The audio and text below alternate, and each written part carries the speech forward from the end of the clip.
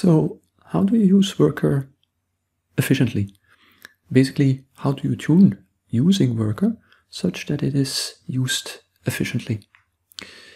So of course, Worker is a tool, and like any tool, you can use it appropriately or not, and that will determine whether your work is done efficiently or not.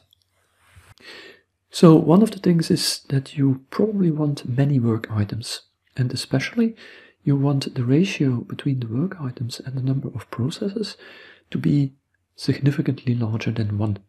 The reason for that is load balance. So you also want the time of a work item to be significant. Rule of thumb, it should take more than a minute. The reason for that is that, of course, starting a new work item incurs overhead, and if the execution time is low with respect to that overhead, you're not really being very efficient. A work item should typically not be multi-threaded. There are caveats to that, but in general, it's more efficient to use single-threaded work items. We'll come back to that later. If a work item is multi-threaded, it will work. I mean, Worker can deal with that, but you have to be very careful to request the correct resources, and you would have to use the threaded flag with wsub in your and in your PBS script. You should use Worker numthreads. There be dragons, of course, when using Worker, especially licensing. So if your software is licensed and it is a count, then basically launching very many work items that use that license will just drain the available licenses. So that is something to keep in mind, especially when you use something like MATLAB, which is definitely licensed. So for MATLAB, compile your code so that the license is not required.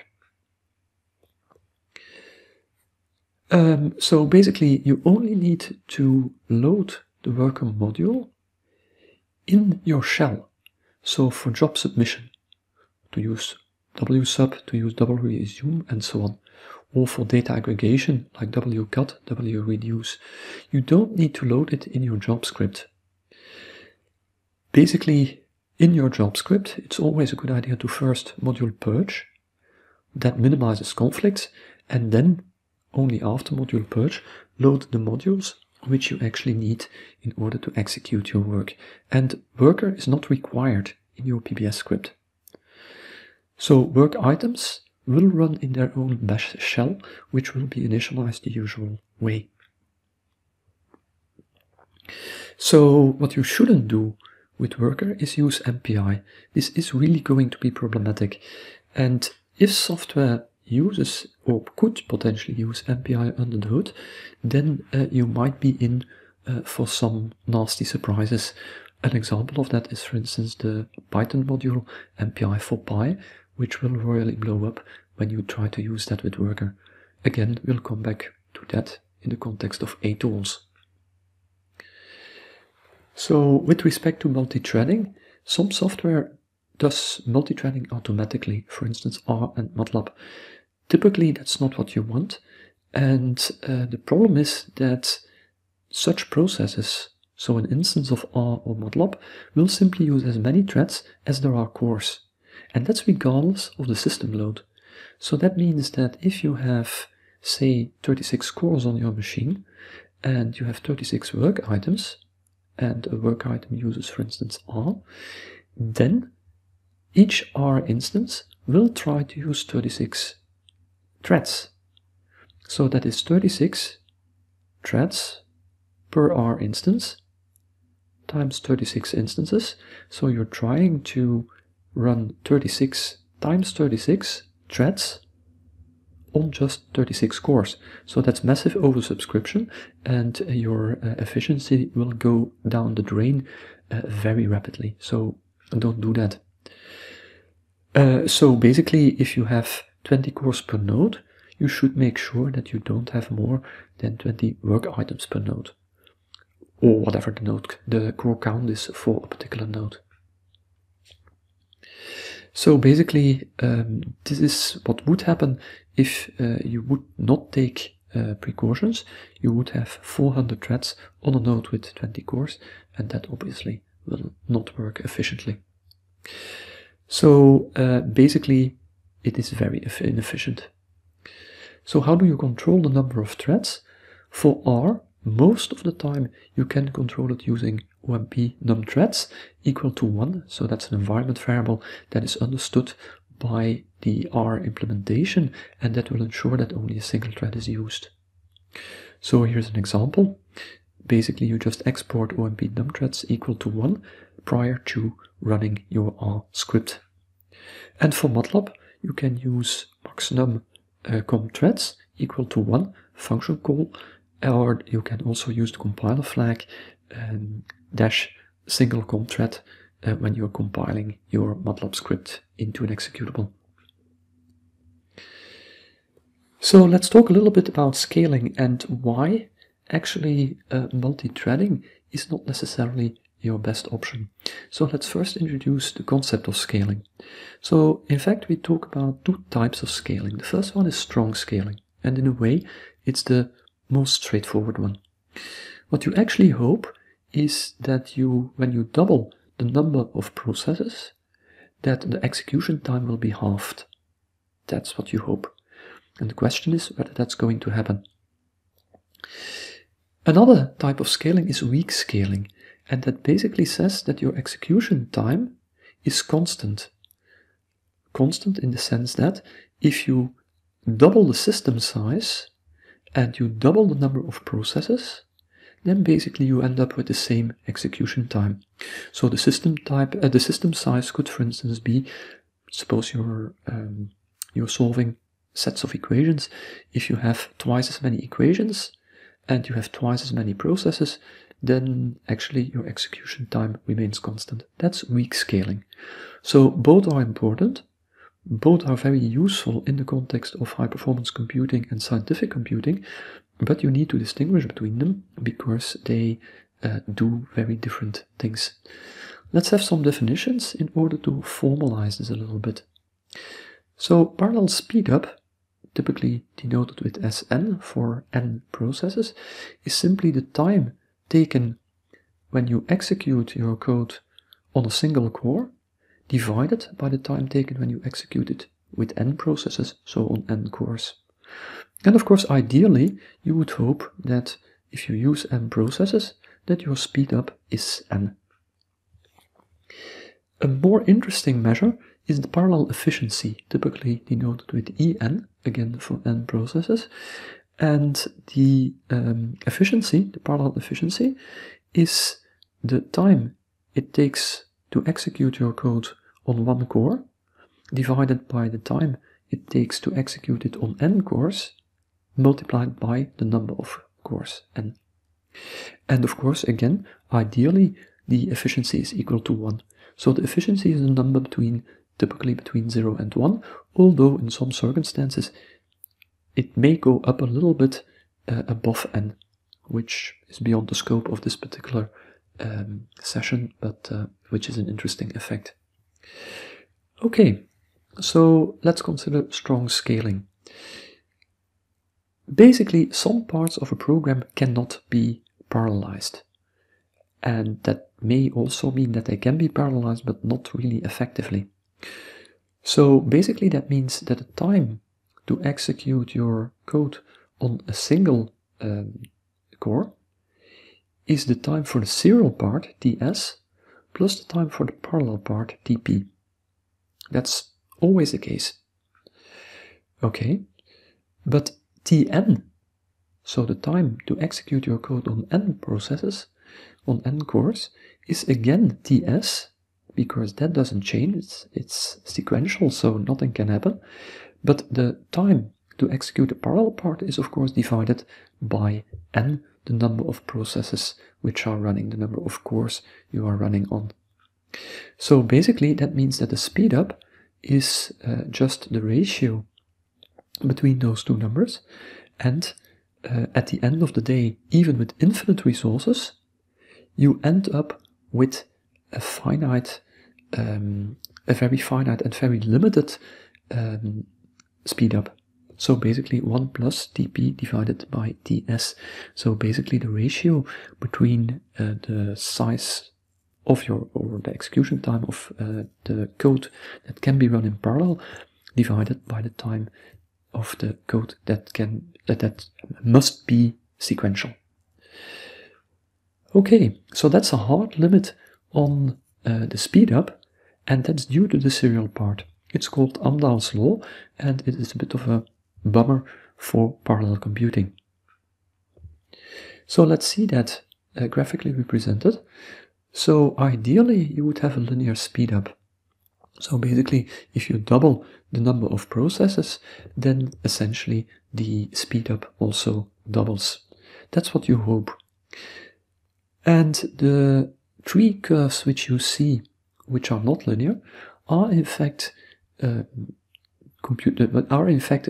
times it would take with a certain fraction of serial code in your code base. So basically, if the ratio of a serial code is 10%, then that's the blue curve, and you can see that that actually flattens pretty rapidly. Somewhere above, let's say 16 cores, you hardly have any speed up anymore. Don't forget it's logarithmic scale on the x-axis, so basically that is pretty bad. And even for 1% serial code, you see that for 128 processes, your efficiency is definitely, your speed up is definitely below the linear one. So that also means that the limit for the efficiency is actually 0. So you can keep on adding resources, but your efficiency is going to be lower and lower, and at the end of the day it will just not be efficient to run your code on that many processes in parallel. So actually it gets a little bit worse, because apart from Amdahl's law, there's also overhead. And that means that you would see your speed up increasing initially, then it starts to flatten off, and once you add more and more processes, actually it starts to go down again. So that's due to overhead, and overhead can, for instance, be incurred by communication. So basically exchanging information between different processes. And of course, that is because communication takes time. The bandwidth between various processes is finite, so it takes time to transfer data from one process to another. That's just unavoidable. And of course, there's also non-zero latency. So basically, starting a communication takes a penalty in terms of time. So that's one source of overhead. Another one is resource contention. So basically, the memory subsystem of HPC nodes is fairly sophisticated with, for instance, the cache hierarchy. So level 3 cache, for instance, is shared between cores. So that's a source of contention, potential contention. Also the bandwidth to the memory, so the RAM, and also the communication between two processors, two CPUs on a single node. And that's what I mean by QPI, Quick Path Interface. Basically, that's the communication between your CPUs. So processes contend for resources, and that of course means that they sometimes have to wait for data to arrive from main memory, or for data to be transferred to the other processor or whatever. And of course there is also network access as such, basically on a single node itself. So essentially, what is the sweet spot? So as we can see in the plot of the speed up, actually the speed up is maximum for something like 6 processes in this particular case. So essentially, is that the best we can do? That seems to be the sweet spot. However, if you look at it from a somewhat different perspective, then this is not really correct. So basically, once your efficiency, your parallel efficiency, drops below 70%, you really have to start thinking whether that's a good idea. And that, of course, would mean that only 2 processes are the sweet spot, because that gives you a parallel efficiency, which is just above 70%, so something like 75 or 76% in this particular case. So basically this is what you have to keep in mind when you are running multiple processes on, or multiple jobs, let me rephrase, multiple jobs on a compute node. What is actually the most efficient way to do that? And for that, you would have to look at parallel efficiency, not at the speed up. So let's consider the context of throughput computing. And that means that we have to do n, capital N, independent tasks. That's what we have to perform. And the total number of cores which we have available to do those n independent tasks is in fact much less. So that's lowercase n. So the execution time for a single task using a single thread would be Tn. The execution time for a single task but using n threads would be Tn. So should we use multithreading or not? Obviously a single task will be executed much faster when you use n threads. So it might be tempting to think, well, okay, let's do that multi-threaded. But it's not really true in the context of throughput computing, because you are doing n independent tasks and you have to look at the efficiency of all those independent tasks, not of an individual one. So basically the time to do all the work using single-threaded execution is capital T single, and that's the number of work items you have to compute, times the time it takes using a single thread, divided by the number of cores which you have available. You could also do it using multi-threading, and then you get time T multi, and that would be the number of work items to do, times the time it takes to compute one work item using n threads, and that would be n times Tn. And this we can expand, because Tn is of course the time it takes to do a computation using one thread, divided by the number of threads, but we have to add some overhead delta, which may or may not be large. But after some algebra, you see that T multi is in fact T single plus the number of work items times the overhead. So basically, the larger the number of work items is, the larger the overhead is going to grow, and hence the efficiency is going to be lower. So in general, it's not a good idea to use multi-threading in the context of throughput computing.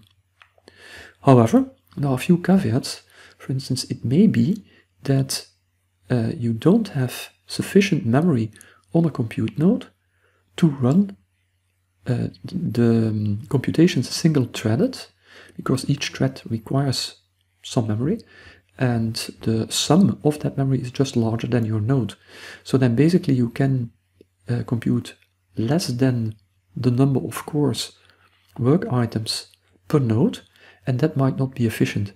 So then it might be better to actually do multi-threaded work items. Of course, another consideration is the total time to solution, which may in some circumstances be critical.